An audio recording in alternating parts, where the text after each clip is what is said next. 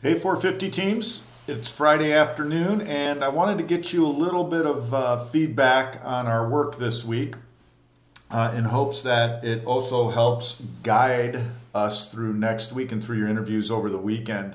A couple of things I want to follow up on. I went back, I actually went and met with Anna for an hour and a half to talk through some of the things I saw in my intuition with where your initial interviews went.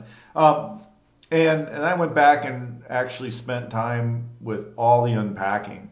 One of the things I want to remind you to look for in your interviews are extreme cases. And to a team, I'll try to make reference to what I think that is. But either an extreme case can be an extreme user or somebody who's got an extreme story. So I didn't see a lot of that in your unpacking because it didn't really show up in the tensions, contradictions, or surprises group of issues. So I want you to think about extreme cases, what that means in your space, and start searching for it.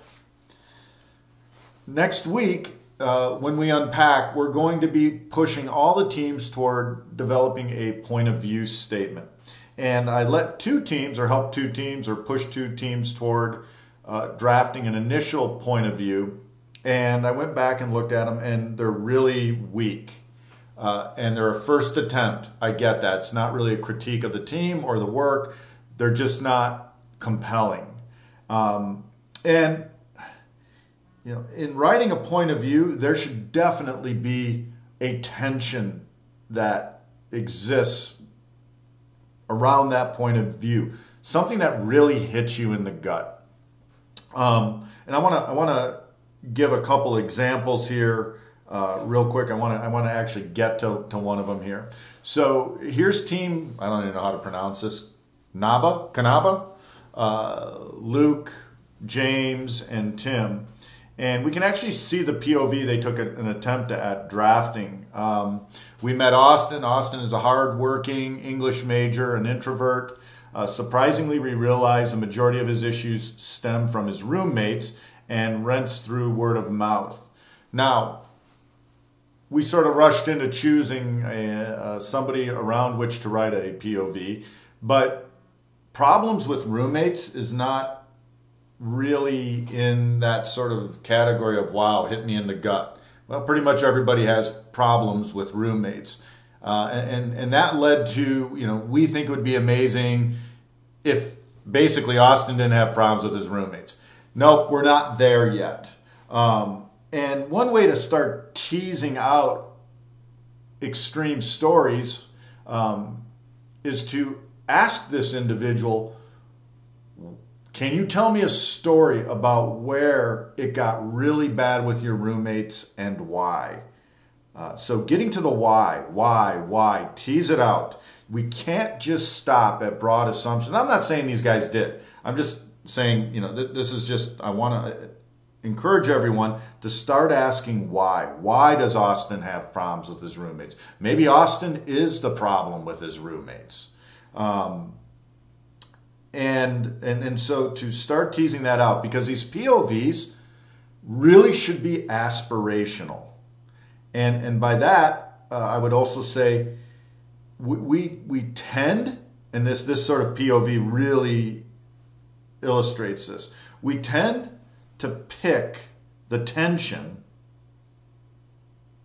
in which we're comfortable imagining a solution, the easy one.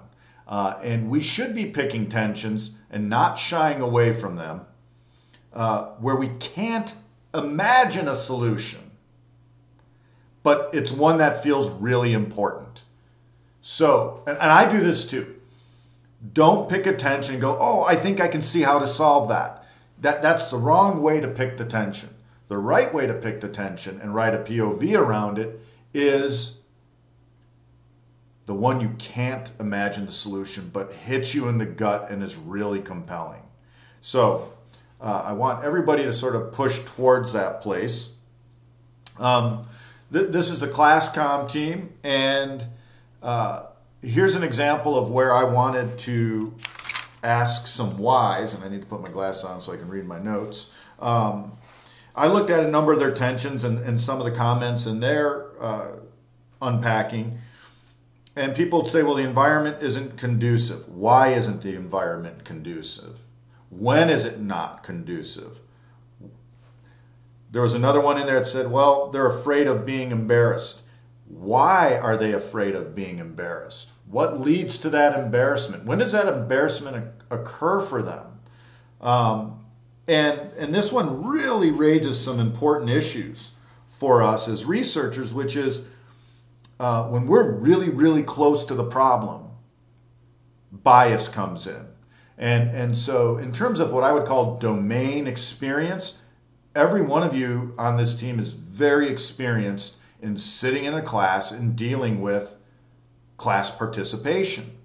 You have depth of domain experience on this one, and it can lead, I'm not saying it has, it can lead to bias, or simply to take big statements like, I'm afraid of being embarrassed, and in your mind going, yep, I get it, here's where, no, you have to push forward. Let go of your own experiences and your own reaction and your own assumptions about what embarrassment means, and dig deep into this individual's stories and experiences with it.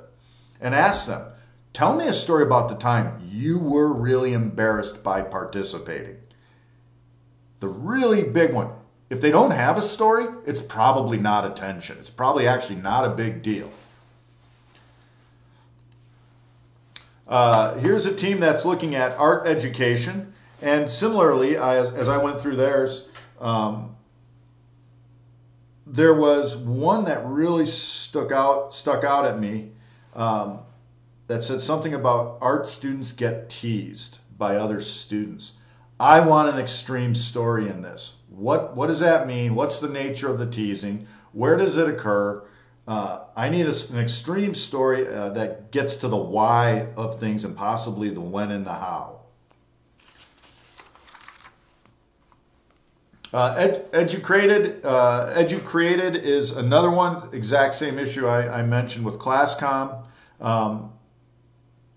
And some of the tensions and comments I saw in theirs where one of them was something to do with a lack of interest in the subject.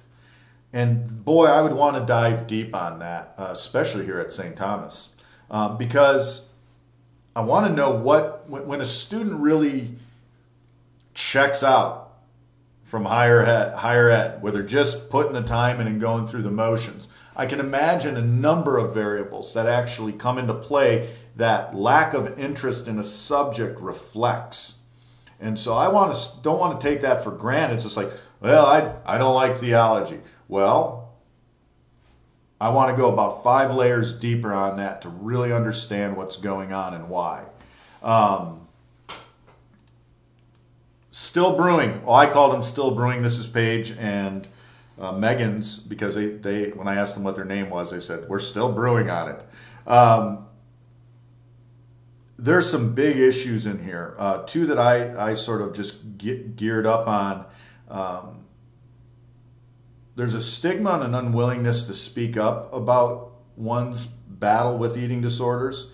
That appeared up there. And then there was another one about telling my family will somehow hurt them.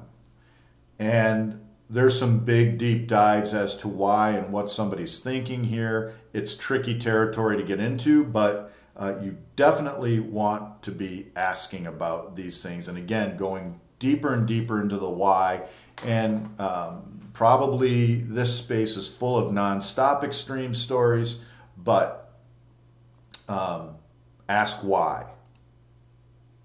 Now, I want to go back to our Entree Brewers project, and they were unique during the problem pitch because they were very specific, very, very, very specific, probably more specific than would typically fit a design thinking process. And if you all recall, it was they wanted to help microbrewers get into restaurants.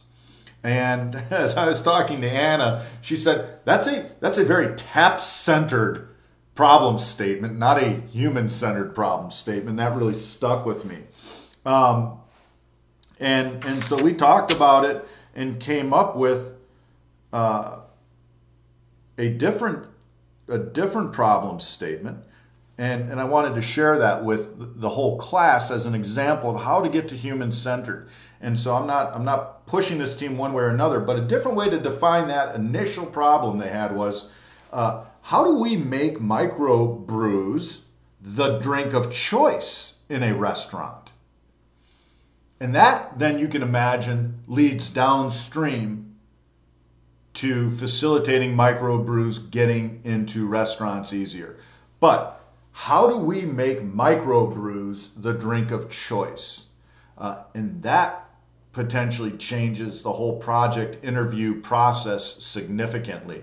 So working towards the human-centered, not the function or outcome-centered approach to the problem statement.